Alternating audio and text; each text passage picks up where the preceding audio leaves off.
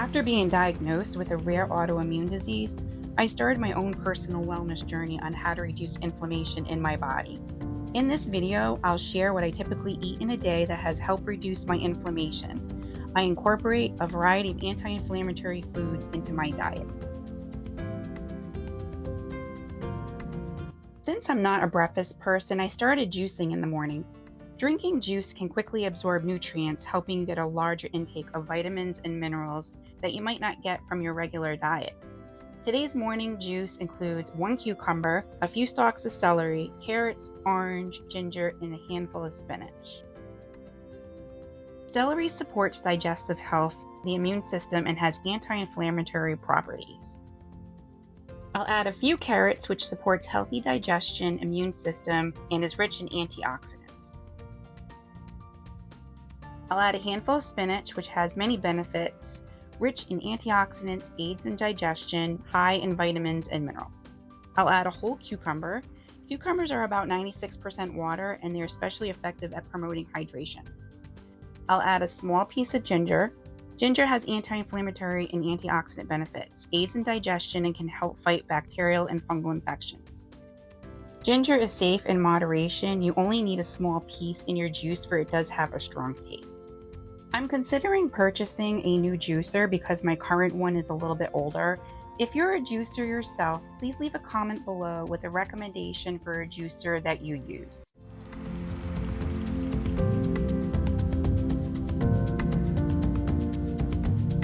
I also drink a protein smoothie. I'll add collagen and a plant-based protein powder. Protein is a vital macronutrient. I use organic protein and greens. It's gluten-free, made without dairy or soy ingredients. It also contains 20 grams of protein in 1 scoop. I like to add 1 banana, and I'll blend this with 8 ounces of water. You can add your favorite milk or fruit.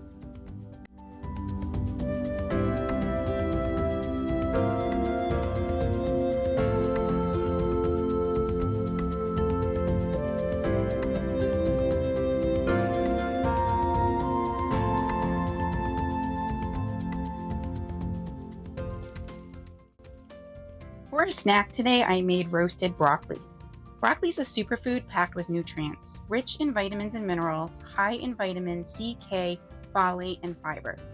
The high fiber content helps promote healthy gut bacteria. I like to drizzle a little olive oil, and then I'll add a few cloves of crushed garlic, and then season with some salt and pepper. Then I'll give them a little toss to coat everything, and I'll put them on a lined baking sheet for easy cleanup. I'll put them in the oven for 425 degrees for about 20-25 minutes, and then 5 minutes before they're done, I'll sprinkle a little Parmesan cheese.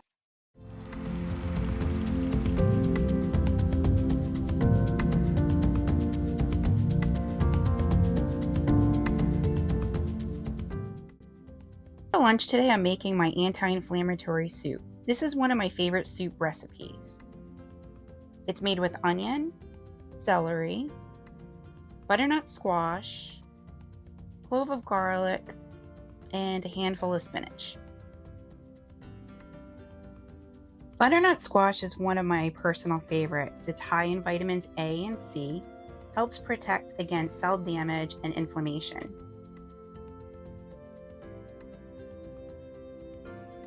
After deseeding, I start by cutting the squash into bite-sized pieces, and then I will put aside in a bowl.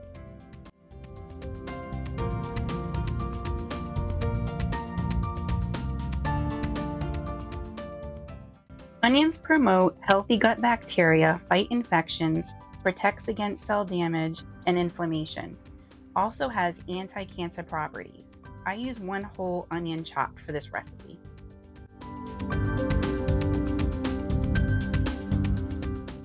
Celery has anti-inflammatory and antioxidant compounds, promotes healthy digestion, rich in vitamins A, K, and C, plus minerals like potassium and folate.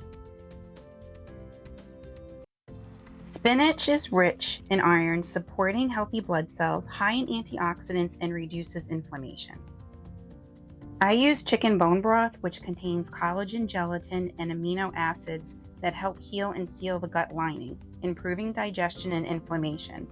Then I'll add all the ingredients to the broth, 1 teaspoon of cinnamon, 1 teaspoon of cumin, and when the soup is finished cooking, I'll add a handful of spinach until wilted. This is a hearty soup and it tastes even better left over.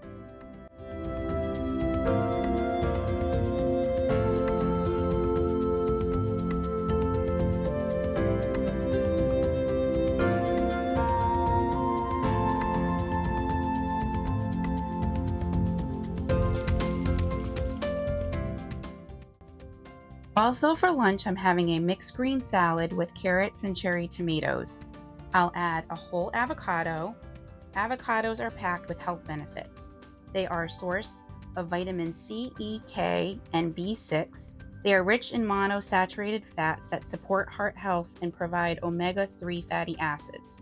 Avocados make you feel full due to their high fiber and healthy fat content.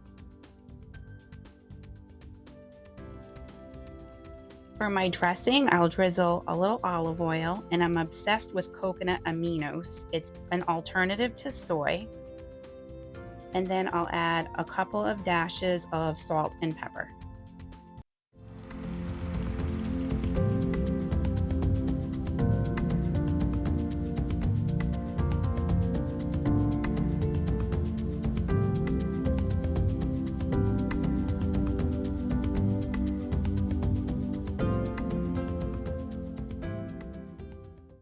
Herbal teas are known for their soothing properties and can be beneficial for gut health. I love having an herbal tea in the afternoon or before bed. I'll add juice of a lemon for vitamin C, a couple of dashes of turmeric and cinnamon, which have anti-inflammatory benefits. And Manuka honey has antibacterial, antioxidant, and anti-inflammatory properties. Today I'm using Immune Support Herbal Tea by Yogi, but I use many different brands.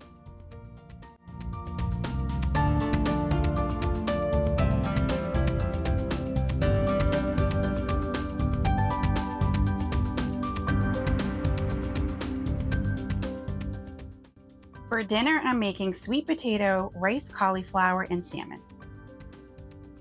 Sweet potatoes are nutrient-dense root vegetables. They're high in fiber and antioxidants, which protect your body from free radical damage and promote a healthy gut and brain.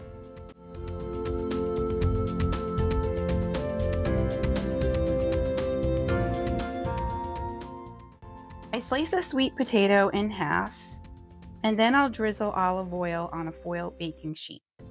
I'll sprinkle with some cinnamon, and then I'll coat the bottom of the sweet potato with the cinnamon and the olive oil. I bake them in the oven for about 425 degrees for about 40 minutes or until you can pierce the potato with a knife.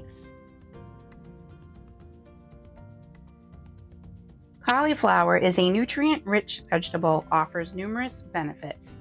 It is rich in vitamins and minerals, has anti-inflammatory properties, and is high in fiber, which supports a healthy gut microbiome.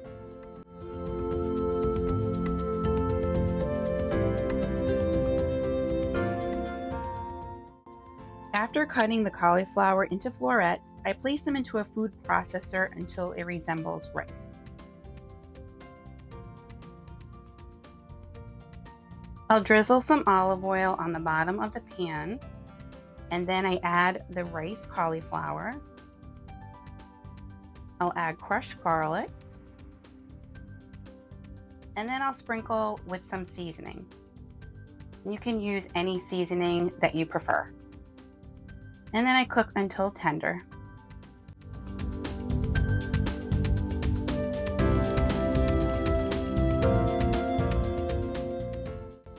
For the salmon, I add a little coconut oil to a baking dish and put it in a preheated oven until melted. I coat the salmon in the oil and then drizzle some coconut aminos on top. Finally, I coat the top of the salmon with some chia seeds and fresh parsley. I bake the salmon in the oven for 425 degrees for about 20 minutes or until the salmon is light pink and flakes easily when pressed.